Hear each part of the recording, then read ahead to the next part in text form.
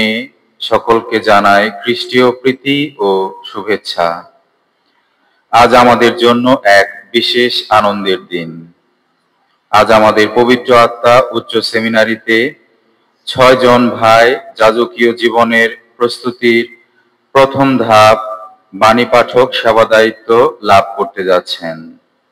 আসুন আমরা প্রভুর কাছে মিনতি জানাই, তিনি যেন এই ভাইদের তার আশীর্বাদে পূর্ণ করেন এবং তাদের আত্মনিবেদন সার্থক করেন। প্রভুর বাণীদূত হয়ে সর্বদা তারই ইচ্ছা অনুসারে প্রেম, শান্তি ও মুক্তির মঙ্গল বার্তা প্রচারে আমাদের এই ভাইরা যেন আজীবন বিশ্বস্ত থাকতে পারেন।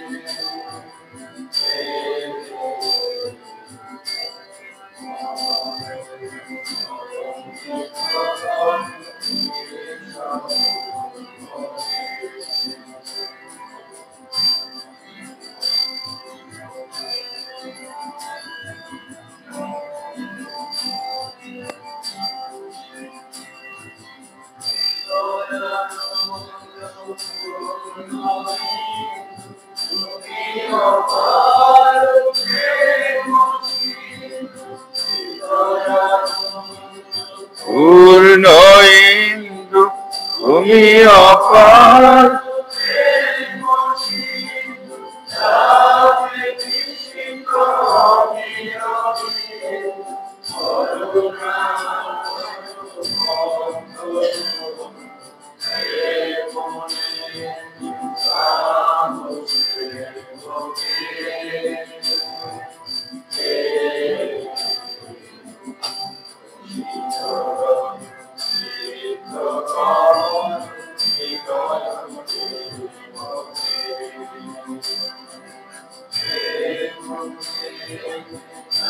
আহো সেবকে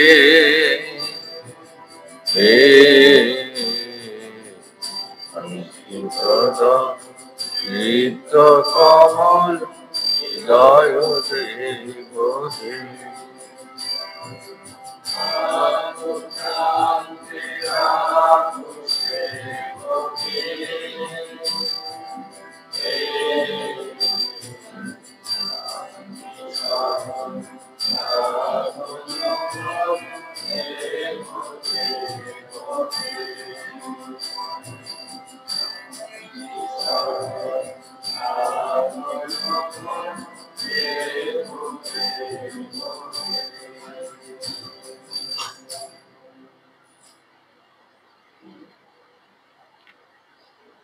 পিতা ও পুত্র ও পবিত্র আত্মার নামে। আমাদের প্রভু যীশু খ্রিস্টের অনুগ্রহ, পিতা পরমেশ্বরের প্রেম, পবিত্র আত্মার নিত্য সহায়তা তোমাদের সকলের মধ্যে বিরাজ করুক। খ্রিস্টেতে ভাই বোনেরা, প্রিয়জনেরা, আজকে আমরা পবিত্র আত্মা উচ্চ সেমিনারিতে 6 জন ভাই যারা বাণী পাঠক সেবা দায়িত্ব লাভে প্রস্তুতি নিয়েছে এবং এই খ্রিস্টদাগের মধ্য দিয়ে তারা সেই দায়িত্ব গ্রহণ করবে। আর আমরা জানি ঐশ্ববাণী জীবন্ত, ঐশ্ববাণী আমাদের জীবনের মূল উৎস, আর সে ঐশ্ববাণী ঘোষণা আমাদের প্রত্যেকের দায়িত্ব। আর সে দায়িত্ব অর্পণ করেছেন প্রভু যীশু খ্রিস্ট শিষ্যদেরকে। পর্যায়ক্রমে মণ্ডলীতে সে দায়িত্ব অর্পিত হয়েছে আমাদের প্রত্যেকের উপর।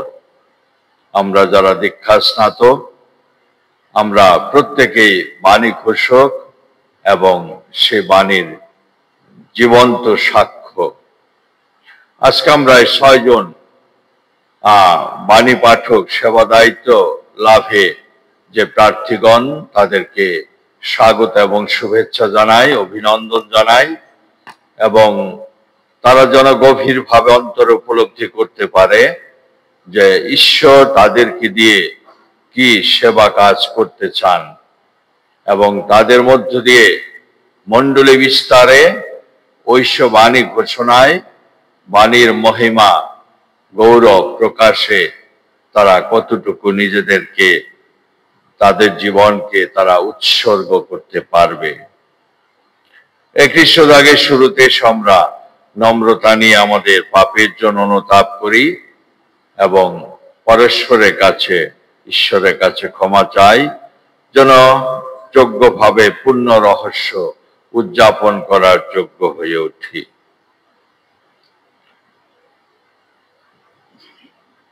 সর্বশক্তিমান ঈশ্বরের কাছে এবং ভাই বোনেরা, তোমাদেরও কাছে আমি স্বীকার করি যে আমি চিন্তায়, কথায়, কাজে, অবহেলায় অতিশয় পাপ করেছি।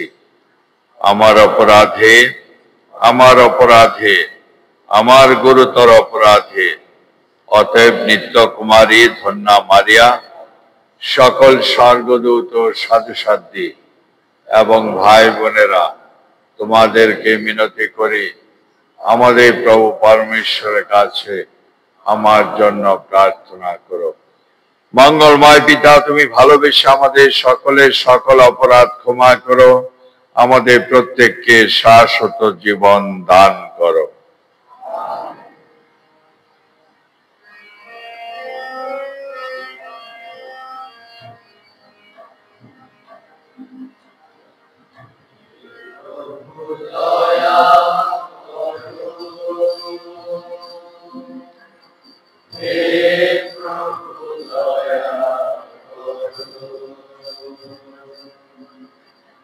হে প্রভু দয়া করো,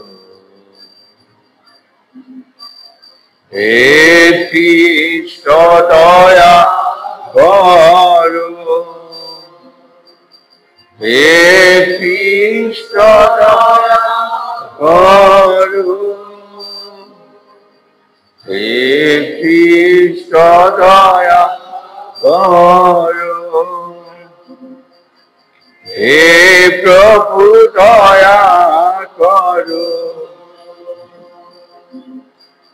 হে প্রভু দয়া করো, হে প্রভু দয়া করো।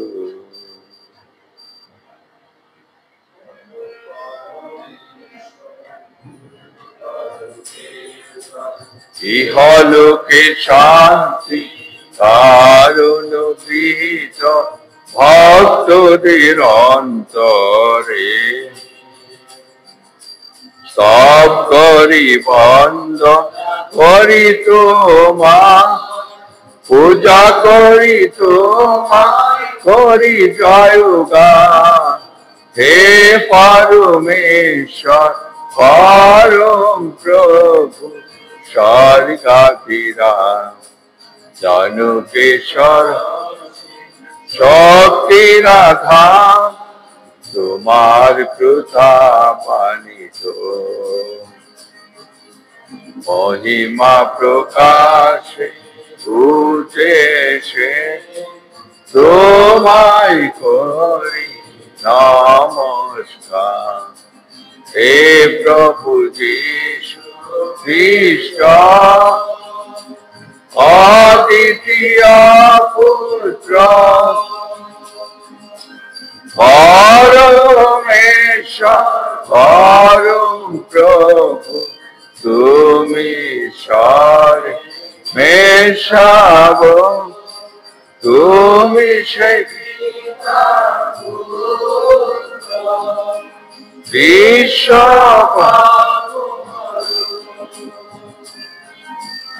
আমাদের দয়া করো, বিশ্ব পাপ হরো, শোনো আমাদের আহ্বান। জনকেশ্বরে দক্ষিণ পার্শ্বে তুমি অধিষ্ঠিত, দয়া করো আমাদের, দয়া করো, তুমি পবিত্রতম, তুমি প্রভু খ্রিস্ট, তুমি পরাৎপর পবিত্রতার সঙ্গে জনকেশ্বরে মহিমার উদ্দেশ্য।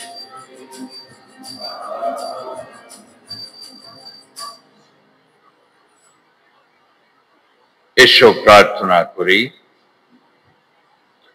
হে প্রভু যীশু খ্রিস্ট, তুমি তোমার ভক্ত মণ্ডলীর সেবা কর্মীদের এই শিক্ষা দিয়েছ, তারা যেন সেবা পেতে নয় বরং সেবা করতেই উৎসুক হয়ে ওঠে। আশীর্বাদ করো, প্রার্থনায় নিষ্ঠাবান থাকুক তারা, সেবা দায়িত্ব পালনে থাকুক বিনম্র, আর এইভাবে সার্থক হয়ে উঠুক তাদের জীবন ব্রত। পবিত্র আত্মার সংযোগে তোমার সঙ্গে জীবনময় ও সর্বনিয়ন্ত্র ঈশ্বর রূপে তিনি যুগে যুগে বিরাজমান।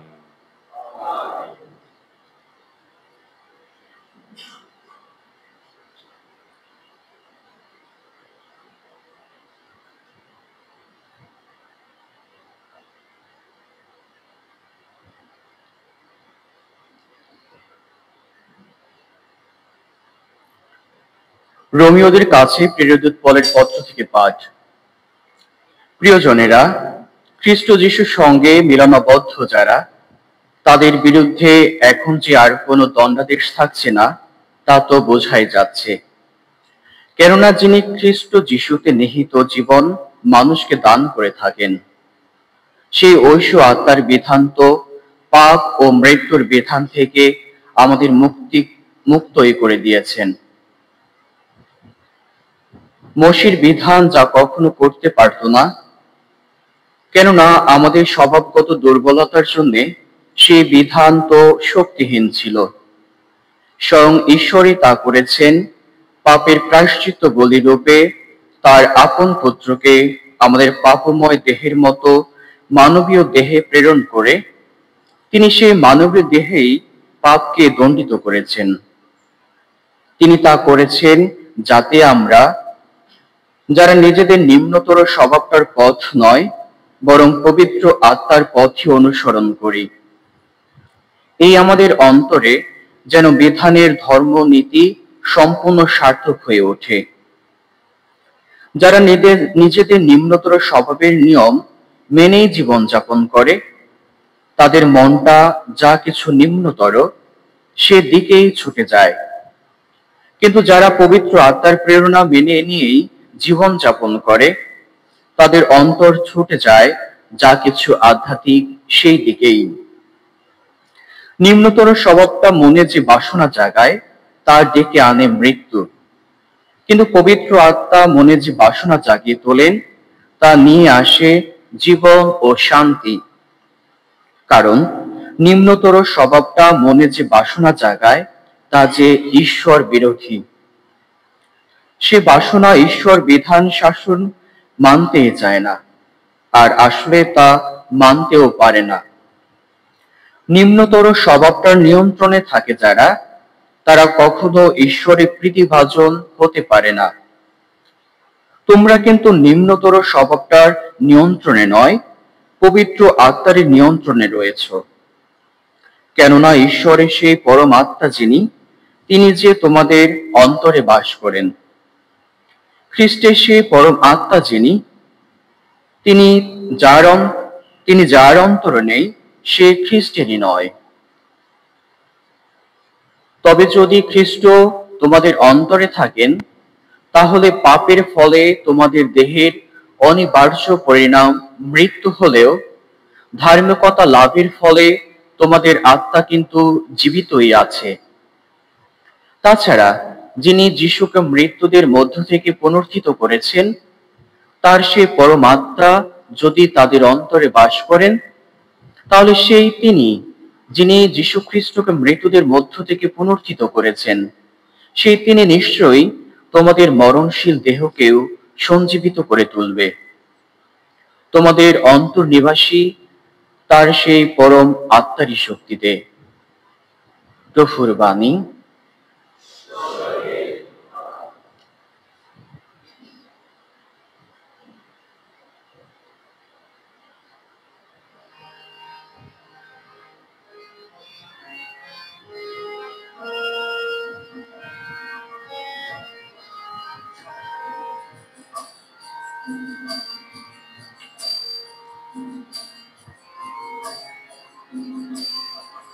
তোমার শ্রীম অন্বেষী যারা প্রভু,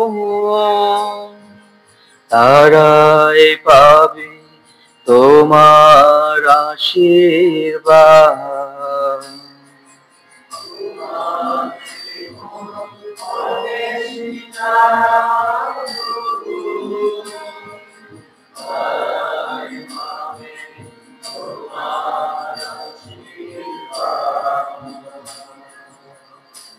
পৃথিবী ও তার যত সম্পদ ভগবানেরই অধিকারে, জগত জগতে যত দিবাসী তারি। জগৎকে তিনি নিজে তো সমুদ্রের ওপর বসিয়ে রেখেছেন, শক্ত করে বসিয়েছেন জলরাশির বুকে।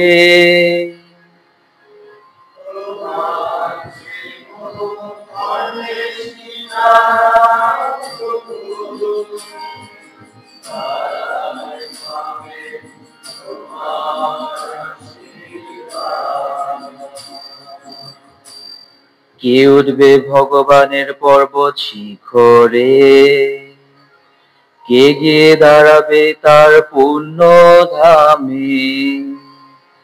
সে তো পবিত্র যার হাওয়া নির্মল যার অন্তর, কখনো লিকতা জেনে না শরণ।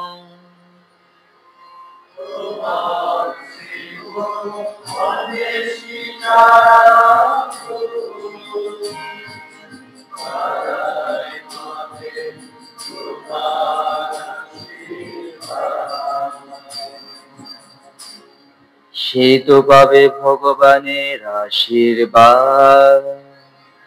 প্রাণেশ্বর তাকে তো যোগ্য মানুষ বলে গণ্য করবেন। এমনই মানুষ তারা যারা ঈশ্বর অন্বেষী, ওগো যাকোবের ঈশ্বর যারা তোমার শ্রীমুখের দর্শন পিয়াসী।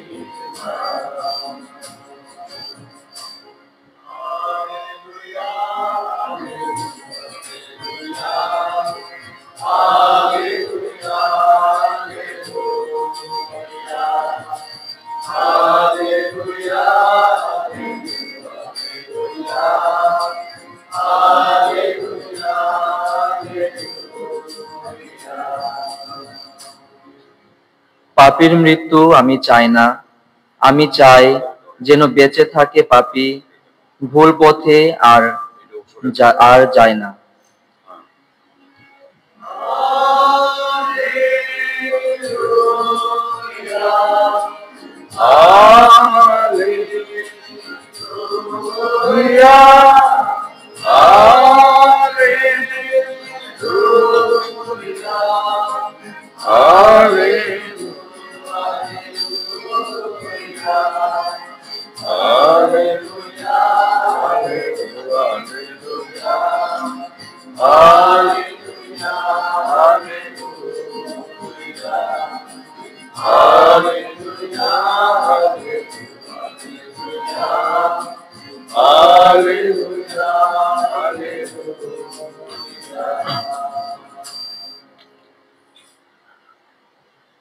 প্রভু আপনাদের সহায় থাকুন।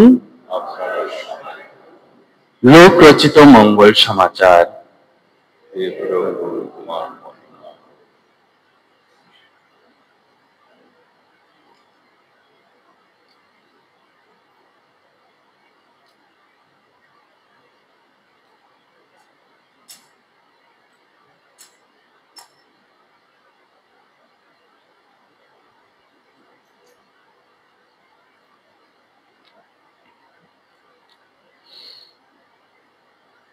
সেই সময়ে কয়েকজন লোক এসে যিশুকে সেই গালিলীয়দের কথা জানালো, যারা কিনা বলি উৎসর্গ করার সময়ে পিলাতের নির্দেশেই নিহত হয়েছিল। উত্তরে যিশু বললেন, তোমরা কি মনে করো যে সেই গালিলীয়রা যখন ওসব ভোগ করেছে তারা নিশ্চয়ই অন্য সমস্ত গালিলীয়দের চেয়ে বেশি পাপী ছিল? না, আমি তোমাদের বলছি তা নয়।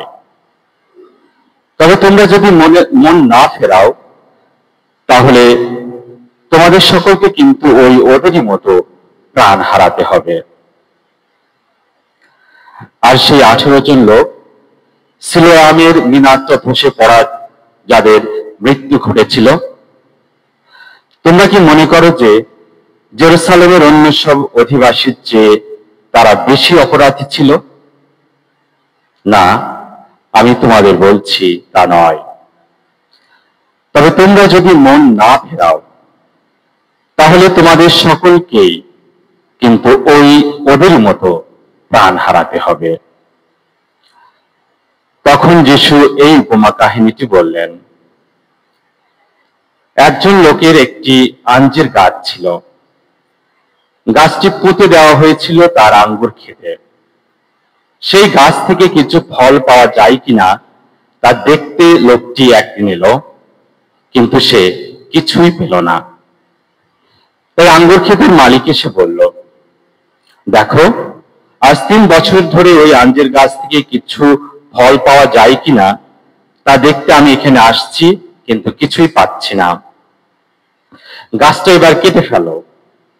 এটা কেন মাটির শক্তিকে শুধুই নষ্ট করে যাবে? উত্তরে কিন্তু মালি বলল, শুনুন হুজুর, আর 1টা বছর ওই গাছটাকে থাকতে দিন। এর মধ্যে আমি ওটার চারধারের মাটি খুঁড়ে সার দিয়ে দেব। তারপর আগামী বছর গাছটা যদি ফল দেয় তো ভালোই, তা না হলে ওটাকে না হয় কেটেই ফেলবেন। প্রভুর মঙ্গল সমাচার। খ্রিস্ট প্রভু।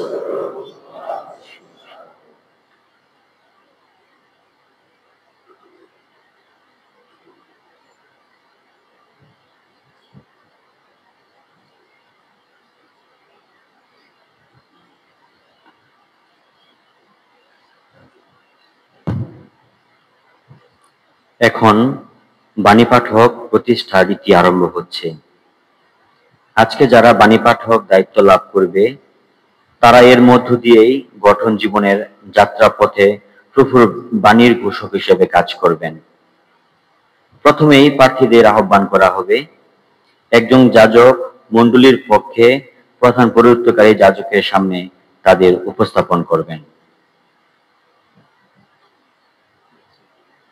বাণী পাঠক পদ লাভ করবে তাদের নাম ঘোষণা করছে। সুভাষ পিতা ত্রিপুরা, আফসোস জেমস নাল, জয়ন্ত ক্রাউলি ক্রুশ, অর্ণব জাস্টিন হালদার, জয় জোহন ত্রিপুরা, মেথু সেলাহ ইনক বাপ্পি সরকার,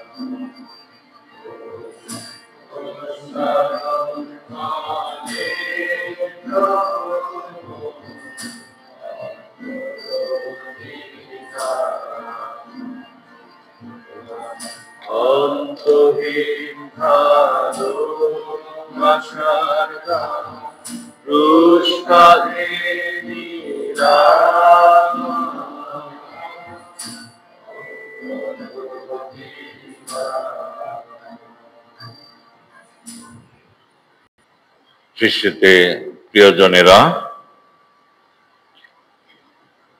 আজকে আমাদের জন্য একটা বড় আনন্দের দিন, ঈশ্বরকে ধন্যবাদ ও কৃতজ্ঞতা জানানোর দিন। আমাদের 6 জন যারা সে বাণী পাঠক পদে দায়িত্ব পাবে আর তারা সেই সেবা কাজ করবে। আমরা যদি একটু চিন্তা করি সেই সেবা দায়িত্বটা কি, দ্য মিনিস্ট্রি অফ লেক্টর, সে সেবা দায়িত্বটা কি? এটা কোনো সরকারি মন্ত্রণালয় নয়, এটা একটি খ্রিস্টান ধর্মীয় সেবাকারীর একটা পদ বা এটা বিশেষ ভূমিকা, যেখানে মণ্ডলীর সদস্যদের দ্বারা সম্পাদিত হয়। আমরা সবাই দীক্ষা স্নানের মধ্য দিয়ে মণ্ডলীভুক্ত হয়েছি, তাই আমাদের সে সেবা কাজ অবশ্যই সব খ্রিস্ট বিশ্বাসীদের জন্য। আর সেই সেবাদানকারী ধর্মীয় অনুষ্ঠানে ঈশ্বরের বাণী ঘোষণা করবে, পাঠ করবে, অন্যকে শোনাবে। আর একজন লেক্টর হলেন এমন একজন ব্যক্তি যিনি কোন মণ্ডলীর উপাসনার সময় পবিত্র শাস্ত্র থেকে ঈশ্বরের বাণী পাঠ করে শোনাবে। এটা তার মূল দায়িত্ব এবং সেই পাঠ করে শোনানোর মধ্য দিয়ে সে ঈশ্বরের বাণী অন্যের কাছে পৌঁছে দিবে। তাদের প্রধান কাজ হলো উপাসনার একটি গুরুত্বপূর্ণ অংশ, যাকে শাস্ত্র পাঠের উপাসনা, লিটার্জি অব দ্য ওয়ার্ড যেটা বলা হয়, তাতে ঈশ্বরের বাণী সঠিকভাবে ও স্পষ্টভাবে পাঠ করা। কারণ যদি সেই বাণী আমাদের অন্তরে প্রবেশ না করে, তাহলে সে বাণী আমাদেরকে বিশ্বাসের জীবনের পরিপক্কতা নিয়ে আসবে না। তাই প্রতিজন বাণী পাঠককে একটা সুন্দর প্রস্তুতি নিতে হবে, যেন সে একটা কার্যকরী দায়িত্ব বা ভূমিকা পালন করতে পারে।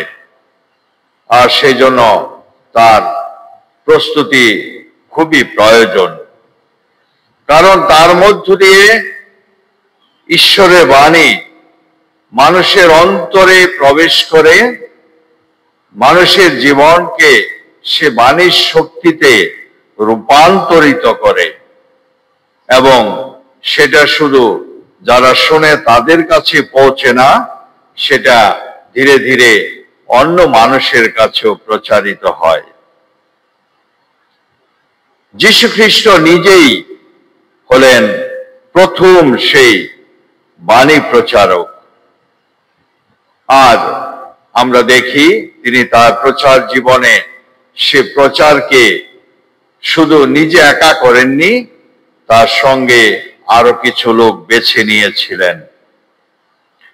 সাধু লূকের লেখা মঙ্গল সমাচারে 4 অধ্যায় 16 থেকে 30 পদে বলা হয়েছে, প্রবক্তা ইসায়ার বাণী গ্রন্থ তার হাতে দেওয়া হয়েছে এবং সে বলেছে, The Spirit of the Lord is on me, for he has anointed me to bring the good news to the afflicted.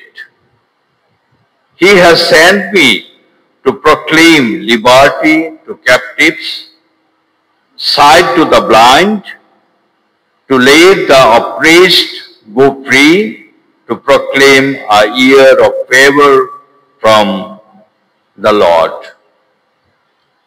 তাহলে এই অংশটুকুর মধ্যে তার সে প্রাবক্তিক কথাটা সে মানুষকে কিছুটা একটা পটভূমির মতো, একটা ওরিয়েন্টেশনের মতো তার হৃদয় মন, তাদের হৃদয় মনকে প্রস্তুত করেছে।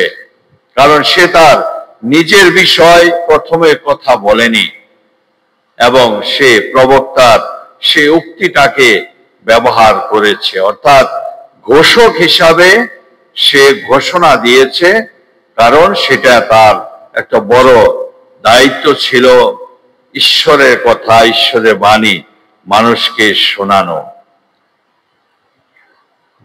ইহুদি সমাজে তাদের সেই উপাসনার মধ্যে যেটা ছিল বাণী, বিশেষ করে যে একটা কেন্দ্রীয় বিষয়, যে বাণী তারা শুনতো এবং বুঝাতো, এবং সেই বাণী নিয়ে তারা তাদের জীবনে চিন্তা করত কিভাবে সেটা বাস্তবায়িত করা যায়, এবং সেই বাণীর মধ্য দিয়ে ঈশ্বরের পরিচয় বা ঈশ্বরকে সেবা করা যায়। সাধু জাস্টিন সেই 2য় শতাব্দীতে তিনি বলেছেন যে খ্রিস্ট জাগ এখন আমরা যেভাবে করি ঠিক সেভাবে সে খ্রিস্ট জাগ হয়নি। বলা হতো যে রবিবারে বিভিন্ন এলাকার মানুষ তারা একসঙ্গে হতো, এবং তখন তারা ওই প্রেরিতদের শিক্ষা এবং সেই সাথে বিভিন্ন প্রবক্তাদের শিক্ষা বা লেখা সেটা তারা পড়ে শোনাতো, এবং সেটা পরবর্তীতে পড়ে শোনানোর পরে সেটা ব্যাখ্যা করত, যে দায়িত্বে ছিল, না যে একজন প্রেসিডেন্ট বা একজন পাস্টর বা একজন ব্যক্তি যে ভার্বালি সেই বিষয়টাকে মানুষের কাছে আরো স্পষ্ট করত। অর্থাৎ সেই আদি খ্রিস্ট মণ্ডলীতে তারা যেরকম একসঙ্গে বসে প্রার্থনা করত, উপাসনা করত, ঐশ্য বাণী ছিল তাদের জীবনের মূল কেন্দ্র, এবং তাদের অংশগ্রহণ সেই বাণীকে কেন্দ্র করে। তারপর তারা ওই রুটি ভাঙা, রুটি ছাড়া অনুষ্ঠান করত, না? তৃতীয় এবং চতুর্থ শতাব্দীতে সেই একজন বাণী পাঠক, না, তার মূল বিষয় ছিল, সে একটা গুরুত্বপূর্ণ স্থানে ছিল এবং সে দায়িত্বটা সে পালন করত নিজের মতন করে, কারণ এটা ছিল তার জন্য একটা জীবনের আহ্বান, না? আর তখন নিয়ম ছিল, সে বাণী পাঠ করার আগে বিশপ তার হাতে সেই বাণী গ্রন্থটা তুলে দেবে এবং পরে সে কি করবে, সেটা পড়ে শোনাবে এবং ওভাবে মানুষকে সে বাণী সে ঘোষণা করে ঐশ্য বাণীর আলোকে নিয়ে আসবে। এবং সেটা সেই বলা যায় যে ষষ্ঠ শতাব্দী পর্যন্ত সেভাবে চলে আসছে। পর্যায়ক্রমে মণ্ডলীতে সেটা পরিবর্তন হয়েছে, কিছুটা উন্নতি হয়েছে, কারণ মণ্ডলী কখনো বলা যায় যে থেমে থাকেনি। সেটার একটা process of development, progress, not theologically only but also liturgically, না? হিব্রুদের কাছে ধর্মপত্রে লেখক স্পষ্টভাবে বলেছেন যে ঈশ্বরের বাণী হলো জীবন্ত, ঈশ্বরের বাণী হলো জীবন, সক্রিয়, এটা নিষ্ক্রিয় নয়। এবং এটা যেমন তরোয়ারের দুটা দিক থাকে ধারালো, তাহলে এই বাণী কিন্তু তার চেয়ে বেশি ধারালো। এবং এটা যখন ঘোষণা করা হয় তখন অনেক বলা যায় বিচ্ছিন্নতার মনোভাব, মানুষের মাঝে বিভাজন, সে বাণী মানুষকে একত্রিত করে, না? সে একটা কমিউনিয়ন নিয়ে আসে, একটা কমিউনিটি লাইফ সেখানে গড়ে ওঠে এবং পরে দেখা যায় যে মানুষের মধ্যে একটা সহভাগিতা, সহযোগিতা, একত্রে জীবনযাপন সেটা সম্ভব হয়, না? সেই হিব্রুদের 4 অধ্যায় 12 থেকে 13 পদে বলা হয়েছে। অর্থাৎ সেই বাণী, সেই বাণী ঘোষক বা বাণী পাঠক সেটা সে প্রকাশ করবে। তারপরে বলা হয়েছে যে একজন লেক্টর, একজন ব্যক্তি যে তার বিশ্বাসকে নার্চার করবে, সে বিশ্বাসকে লালন পালন করবে, তারপরে কি করবে, সেটার মধ্য দিয়ে ঈশ্বরের সঙ্গে নিজেকে সংযুক্ত করবে। আর সেই সংযুক্ততা কিন্তু হবে অন্যকেও একত্রে সংযুক্ত করা, না? তাহলে সেই ঐশ্য বাণী কি করে, ধীরে ধীরে অন্বেষণ করে আমাদের অন্তরে একটা চেতনা জাগিয়ে তোলে, যেটা অবশ্যই ধীরে ধীরে উন্নতি পায় বা উন্নতি হয়, যে আমরা কিভাবে ঈশ্বর ও মানুষের সঙ্গে আমাদের সম্পর্ক আরো গভীরতর করতে পারে, আন্তরিক করতে পারি। সেটা শুধু বাহ্যিক নয়, সেটা অন্তরের সম্পর্ক। এভাবে আমাদের পরস্পরের মধ্যে একটা জীবন্ত সঙ্গবদ্ধ জীবন সেটা হয়ে ওঠে, না? তাহলে আর যখন আমরা সে ঐশ্য বাণী শুনি, ঘোষণা করা হয়, ঈশ্বর নিজে সে বাণী পাঠকের মধ্য দিয়ে আমাদেরকে কথা বলে। সে পুরাতন নিয়মে মসিকে তিনি দেখা দিয়েছিলেন এবং তাদেরকে পরিচালনা করেছিলেন তার কথা দিয়ে। সে দেখা দেয়নি বিভিন্ন চিহ্নের মধ্য দিয়ে। তাই God speaks to the people, no, through his word. তাহলে তার বাণী দিয়ে সে মানুষকে কি বলে পরিচয় দেয়, সেই কথা শোনায়। এবং খ্রিস্ট যিশু তার পুত্র হিসাবে হলেন উত্তম সে বাণী ঘোষক না।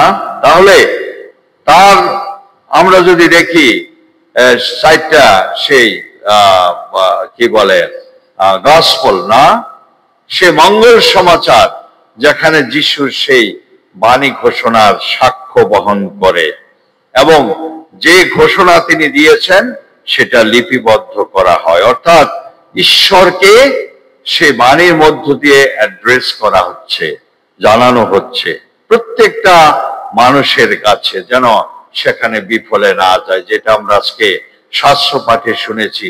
আরো অনেকে ঈশ্বর মনোনীত করেছেন, যিশু মনোনীত করেছেন, আহ্বান করেছেন এবং তাদেরকে প্রেরণ করেছেন। আজকে যারা সেই বাণী পাঠক পদে দায়িত্ব পাবে, এটা বলছি যে একটা সেবা কাজ না, তারা পাঠক হয়ে বাহক হবে, বাণীর বাহক, এবং যিশু সেই যাজকীয় ও পালকীয় কাজের সহায়তা করবে, সহায়ক হবে এবং সে দায়িত্ব পালন করার মধ্য দিয়ে তারা ঐশ্ববাণীর ভিত্তিকে, ঐশ্ববাণীর সত্যতাকে আরো শক্তিশালী করে তুলবে এবং তারা খ্রিস্ট উপাসনায় যখন বাণী ঘোষণা করবে তখন মানুষের অন্তরে সে বিশ্বাসের পরিপক্কতা আসবে। আর আমরা যে পরিত্রাণ লাভে প্রত্যাশী, আকাঙ্ক্ষিত, ঈশ্বরকে অন্বেষণ করছি প্রতিনিয়ত, সে বাণীর মধ্য দিয়ে আরো গভীর ভাবে তার সঙ্গে আমরা একাত্ম হব। আর খ্রিস্ট যে আমাদের প্রেরণ করেছেন, আমরা যে প্রেরণ কর্মী, সেটার সঠিক পরিচয় আমরা দিতে পারবো। অপরের কাছে ঈশ্বরের বাণী ঘোষণা করার সাথে সাথে পবিত্র আত্মার প্রতি আমরা অনুগত হয়ে নিজ নিজ অন্তরে সেই বাণী আমরা গ্রহণ করব, প্রতিনিয়ত তা নিয়ে ধ্যান করব এবং সে শাস্ত্র বাণীর প্রতি আমাদের গভীর শ্রদ্ধা, ভালোবাসা এবং সেটাকে কেন্দ্র করে আমরা ঈশ্বরকে পূজা অর্চনা করব। তাই আমাদের আধ্যাত্মিক জীবনে যেন সে বিষয়টা আরো গভীর ভাবে উপলব্ধি করি এবং বাণী পাঠক হিসাবে আমরা পর্যায়ক্রমে মণ্ডলীতে আমাদের সেবাদানকে যেন সার্থক করি। আজকে আমাদের 6 জন ভাই যারা সেই বেদির বাণী পাঠক সব পদে দায়িত্ব পাচ্ছেন, ঈশ্বর যেন তাদের সেই চিন্তা চেতনা, সেই মনোভাব দান করেন, যেন সত্যিকার ভাবে এই দায়িত্ব পালনের গুরুত্ব তারা উপলব্ধি করে এবং সেই সাথে তারা পালন করতে পারে। ঈশ্বর যেন তাদের এই শুভক্ষণে খ্রিস্টজাগের মধ্য দিয়ে বিশেষ আত্মিক প্রেরণায় আশীর্বাদিত করেন।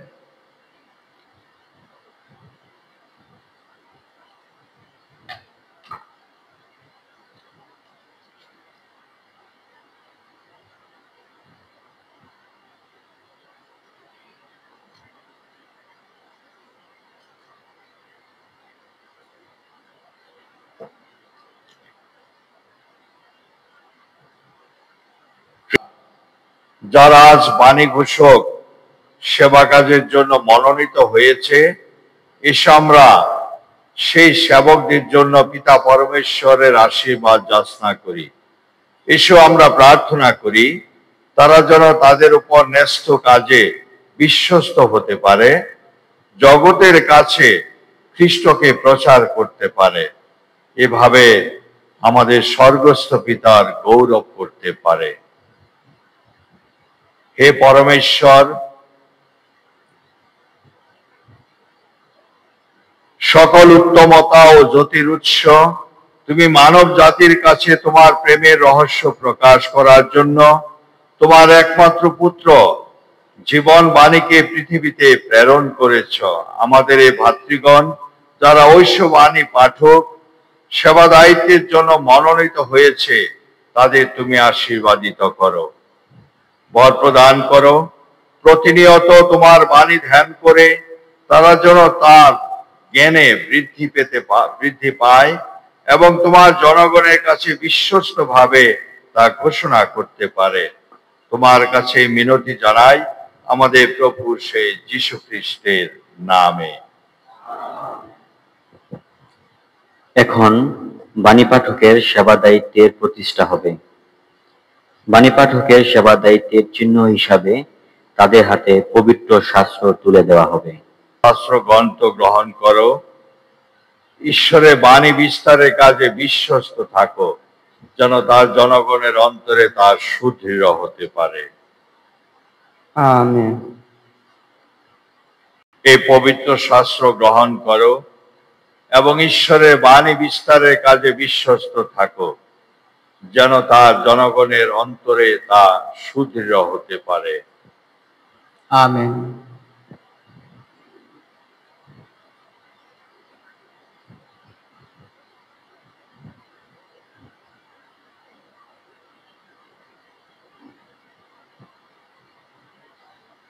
এই পবিত্র শাস্ত্র গ্রহণ করো এবং ঈশ্বরের বাণী বিস্তারের কাজে বিশ্বস্ত থাকো, যেন তার জনগণের অন্তরে তা সুদৃঢ় হতে পারে।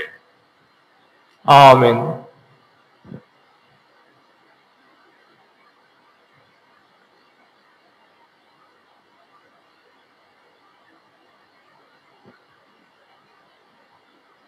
এই পবিত্র শাস্ত্র গ্রহণ করো এবং ঈশ্বরের বাণী বিস্তারের কাজে বিশ্বস্ত থাকো, যেন তার জনগণের অন্তরে তার সুদৃঢ় হতে পারে। আমেন।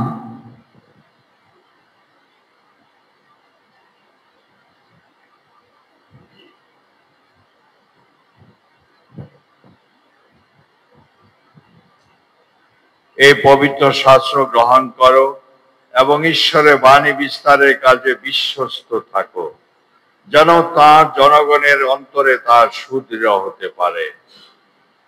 আমেন।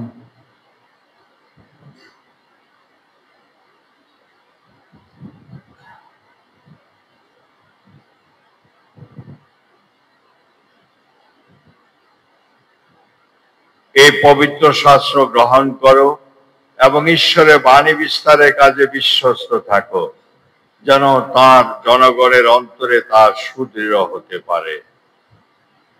আমেন। যেন তিনি তার সেবকদের উপর তার কৃপা আশীর্বাদ ঢেলে দেন, যাতে তারা মণ্ডলীর সেবা কাজে তাদের জীবন নিবেদন করতে পারেন।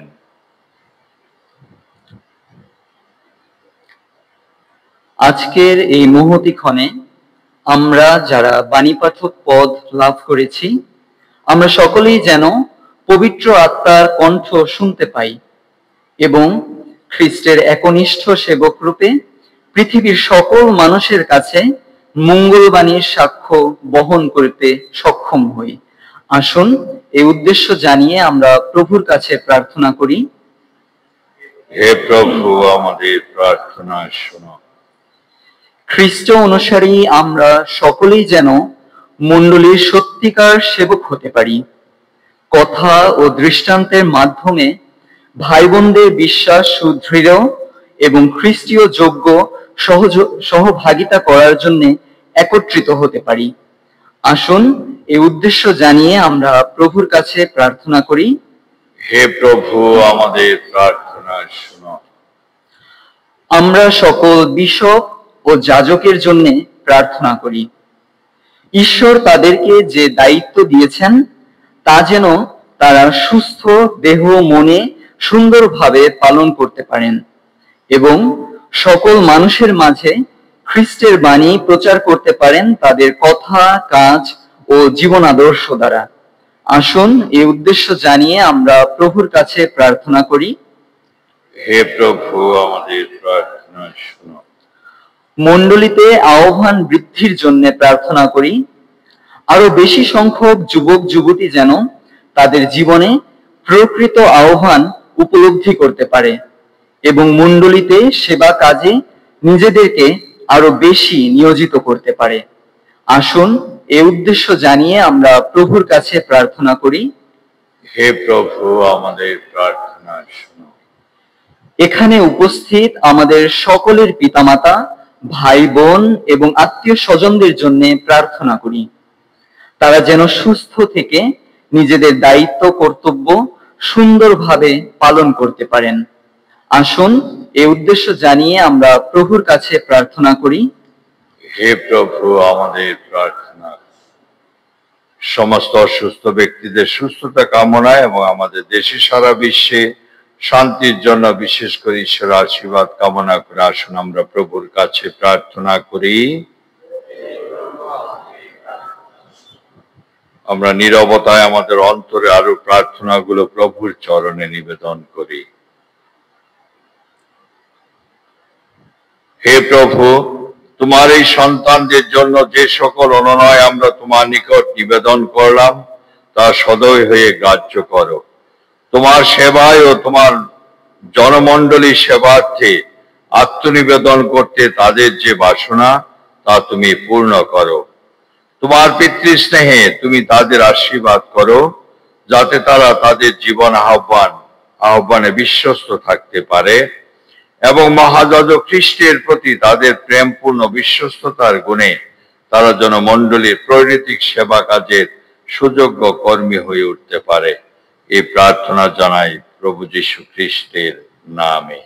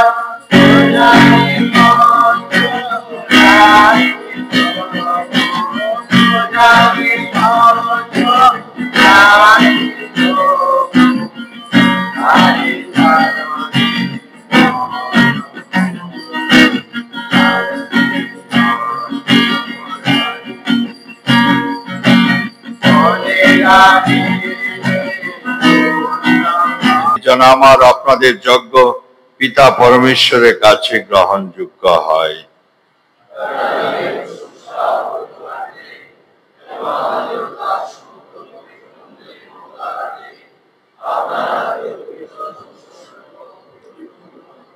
হে পরম পবিত্র পিতা, তোমার পুত্র যীশু খ্রিস্ট আমাদের সামনে হাত ধুইয়ে দিয়েছিলেন। অনুনয় করি তোমায়, তোমার সেবকদের এই অর্ঘ্য গ্রহণ করে আশীর্বাদ করো। আমরা যেন আধ্যাত্মিক অর্ঘ্যরূপে নিজেদের নিবেদন করে আমাদের প্রভু যীশু খ্রিস্টের যিশুর সেই নম্রতা ও সেবাদর্শ আপন জীবনে মূর্ত করে তুলতে পারি। বিশ্বপ্রভু রূপে তিনি যুগে যুগে বিরাজমান। প্রভু তোমাদের সহায় থাকুন, তোমাদের হৃদয় উত্তোলন করো। এই সমৃশ্বর প্রভুর ধন্যবাদ করি। হে প্রভু, পবিত্রতম পিতা সর্বশক্তিমান সনাতন পরমেশ্বর, সর্বকালে ও সর্বস্থানে তোমার প্রতি ধন্যবাদ নিবেদন করা সত্যি বিহিত, ন্যায্য, সমীচীন ও কল্যাণকর। আমাদের স্তুতি বন্দনার তোমার যে নেই তো কোনো প্রয়োজন, বরং তোমার ধন্যবাদ প্রত্যাবর্তন করা তাও তোমারই দান। কেননা আমাদের স্তুতি প্রশংসা তোমার মাহাত্ম্য বৃদ্ধি করে না, বরং তা মুক্তি লাভে হয় আমাদের মঙ্গল সহায়, আমাদের প্রভু যীশু খ্রিস্টেরই দ্বারা। অতএব আমরা স্বর্গদূতগণের স্তুতি গানে কণ্ঠ মিলিয়ে উল্লসিত মনে অবিরাম ধ্বনিত করি তোমার এই প্রশংসার জয়গান।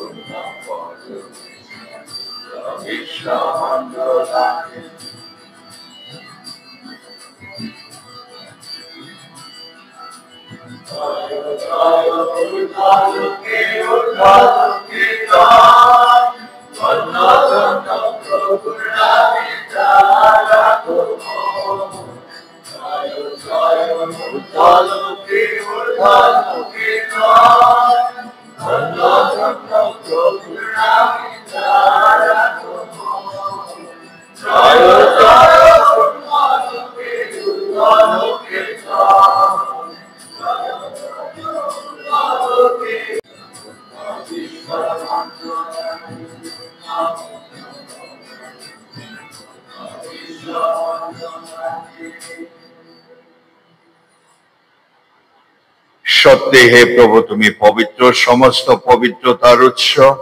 অনুনয় করি শিশির বর্ষণের মতো তোমার আত্মার প্রেরণ উপহার পবিত্র করো, যেন তা আমাদের জন্য আমাদের প্রভু যীশু খ্রিস্টের দেহ রক্তে পরিণত হয়।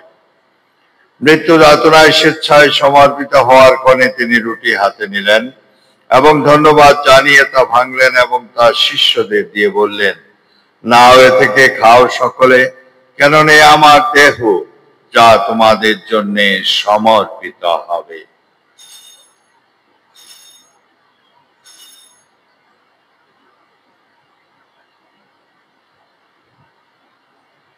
তেমনি ভাবে সান্ধ্যভোজের পরে তিনি পানপাত্রটিও নিলেন, পুনরায় তোমাকে ধন্যবাদ জানিয়ে তার শিষ্যদের দিয়ে বললেন, নাও, এ থেকে পান করো সকলে, কেননা আমার রক্তের পানপাত্র, নতুন ও শাশ্বত সন্ধি রক্ত, যা তোমাদের অনেকেরই জন্য পাপ মোচনের উদ্দেশ্যে পাতিত হবে। আমার শরণার্থে তোমরা এই অনুষ্ঠান করো।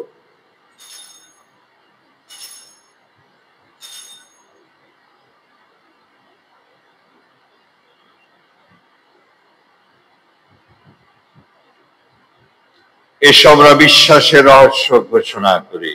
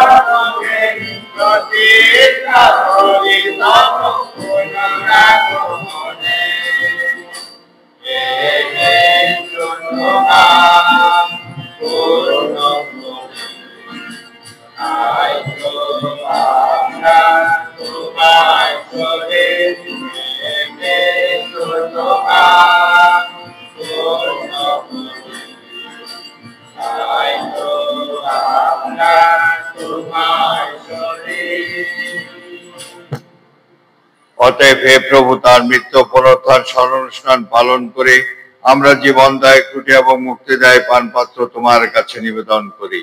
তোমার সম্মুখে দাঁড়াতে, তোমার সেবা করতে তুমি আমাদের যোগ্য করে নিয়েছ, তোমাকে ধন্যবাদ জানাই। মিনতি করি খ্রিস্টের দেহ রক্তে সহভাগী হয়ে আমরা যেন পবিত্র আত্মার দ্বারা সম্মিলিত হয়ে এক হতে পারি। হে প্রভু, সমগ্র ভূমণ্ডলে বিস্তৃত তোমার উপাসক মণ্ডলীকে স্মরণে রেখো। আমাদের পোপ লিও, আমাদের বিশপ বিজয় এবং যাজক সমাজের সাথে তাকে তোমার প্রেমের পূর্ণতায় করে তোলো। পুনরুত্থানে প্রত্যাশায় নিবৃত্ত আমাদের ভাই বোনদের এবং তোমাদের আশ্রয়ে মৃত সকলের কথাও স্মরণে রেখো। তোমার মুখমণ্ডল বিভায় তাদের স্থান দিও। অনুনয় করে আমাদের সকলের প্রতিও সদয় হও, যেন ঈশ্বর জননী ধন্যা কুমারী মারিয়া, তার স্বামী ধন্য যোসেফ, ধন্যপ্রায় শিষ্যগণ এবং যুগে যুগে তোমার প্রীতিভাজন সকল সাধু সাথীর সঙ্গে আমরাও শাশ্বত জীবনে সহভাগী যোগ্য হয়ে উঠি এবং তোমার প্রশংসা মহিমা কীর্তন করতে পারি তোমার পুত্র যীশু খ্রিস্টের দ্বারা।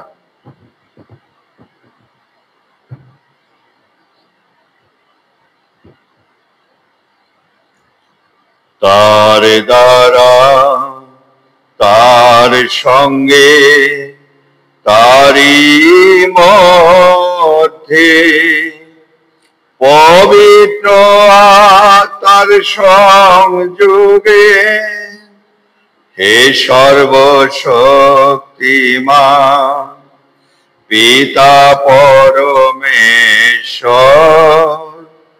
সমস্ত গৌরব তোমারি, তোমারি সমস্ত মহিমা যুগ যুগান্তরে।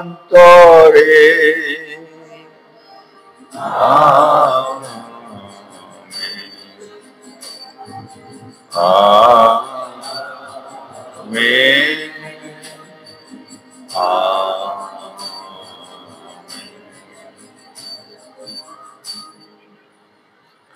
এসব মুক্তিদাতার আদেশ ও শিক্ষায় প্রবুদ্ধ হয়ে আমরা নির্ভয়ের সঙ্গে পিতাকে ডাকি।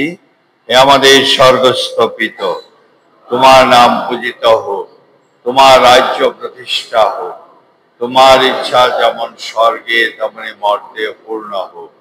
আমাদের দৈনিক অন্ন আমাদিগকে দাও, এবং আমরা যেমন অপরাধীকে ক্ষমা করি তেমনি তুমি আমাদের অপরাধ ক্ষমা করো, আর আমাদেরকে প্রলোভনে পড়িতে দিও না। হে প্রভু, নায় করি সকল অনর্থ হইতে আমাদের রক্ষা করো, প্রসন্ন হয়ে প্রত্যহ আমাদের শান্তি প্রদান করো, যেন তোমার করুণার উপর নির্ভর করে আমরা পাপ থেকে সর্বদা মুক্ত এবং সমস্ত সংকট থেকে নিরাপদে থাকি। আমরা রয়েছি সে পূর্ণ আশায়, আমাদের মুক্তিদাতা যীশু খ্রিস্টের